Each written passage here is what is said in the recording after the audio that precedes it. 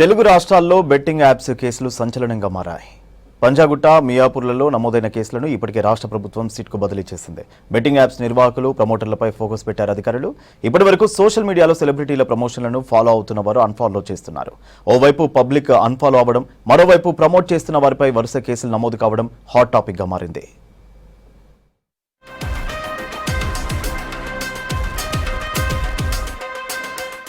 Betting apps పై తెలంగాణ సర్కార్ serious గా ఉంది.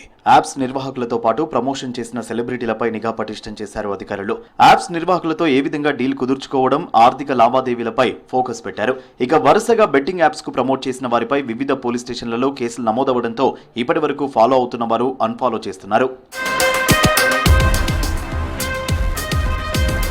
బెట్టింగ్ భూతాన్ని శాశ్వతంగా నిర్మూలించడం అంత ఈజీ కాదనే అభిప్రాయాలు కూడా వ్యక్తమవుతున్నాయి. బెట్టింగ్ యాప్స్ కు అలవాటు పడిన వారు ఒక యాప్ లో అన్ఫాలో అయిన వారు మరో యాప్ లో చేరే అవకాశాలుంటాయని తెలిపారు సైబర్ ఎక్స్పర్ట్స్.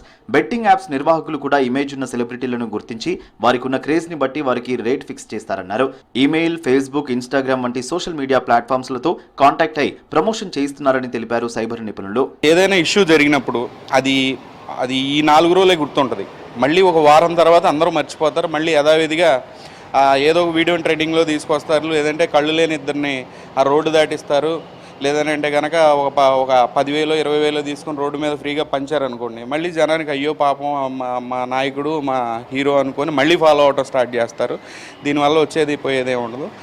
వీళ్ళు ఇప్పుడు ఏదో ఫార్మాలిటీకి అన్ఫాలో చేసినా మళ్ళీ ఇంకో ఫామ్లో ఇంకో కొత్తవాడు వస్తాడు, వాడిని ఫాలో అవుతారు. ఈ తరహా యాప్స్ ప్రమోట్ చేసే వారికి కోట్ల రూపాయల్లో డీల్ సెట్ చేస్తున్నారు యాప్స్ నిర్వాహకులు. అన్ని రంగాల్లోని ఫేమస్ అయిన వ్యక్తులకు ఎక్కువ డబ్బులు ఇచ్చి ప్రమోట్ చేయిస్తున్నారు. ఇప్పుడు అధికారుల నిఘా పెరగడంతో నిర్వాహకులు యాప్స్ ను క్లోజ్ చేసి అదే పేరులో డిజిట్ మార్చి మళ్లీ ప్లే స్టోర్ లో పెడుతున్నారని తెలిపారు సైబర్ నిపుణులు. నోడల్ ఆఫీసర్ వాళ్ళు ఈ ఒక లింక్స్ ని సెంట్రల్ అథారిటీస్ పంపించి వాళ్ళు బ్లాక్ చేసే లోపలనే బ్లింక్ ఆఫ్ అయినాయి, మళ్ళీ కొత్త లింకులతో వాళ్ళు వచ్చేస్తూ ఉంటారు, సబ్ డొమైన్స్తో యూజ్ చేసి వస్తూనే ఉంటారు. సో అది ఎరాడికేషన్ కష్టం అండి. అది నేను చెప్తున్నాను కదా, చాలా స్టెప్ బై స్టెప్ ప్రొసీజర్లో కంటిన్యూ మానిటరింగ్ ఉండాలి డిపార్ట్మెంటు. ఒక లింక్ ఇట్లా బ్లింక్ ఆఫ్ అయినాయి వచ్చింది, బ్లాక్ చేశారు, మళ్ళీ ఇంకోటి పాపప్ అయ్యింది. సో అంతేకాకుండా అంతర్జాతీయ సహకారం, ఆ యొక్క దేశాలు ఎక్కడెక్కడి నుంచి అయితే ఈ కంపెనీస్ రిజిస్టర్ అయినాయో ఆ యొక్క దేశాల నుంచి వీళ్ళు రిలేషన్షిప్స్ మెయింటైన్ చేసి ఆ ఎరాడికేషన్ అంటే మనకున్న కన్సర్న్స్ అనే ఆ కంట్రీస్ దగ్గర నుంచి మనం యాక్షన్ తీసుకుంటే బాగుంటుంది. రానున్న రోజుల్లో కొత్త దారుల్లో యాప్స్ నిర్వాహకులు రెచ్చిపోయే అవకాశాలున్నాయని హెచ్చరిస్తున్నారు సైబర్ ఎక్స్పర్ట్స్. దీంతో ప్రజలు అప్రమత్తంగా ఉండాలని సూచిస్తున్నారు.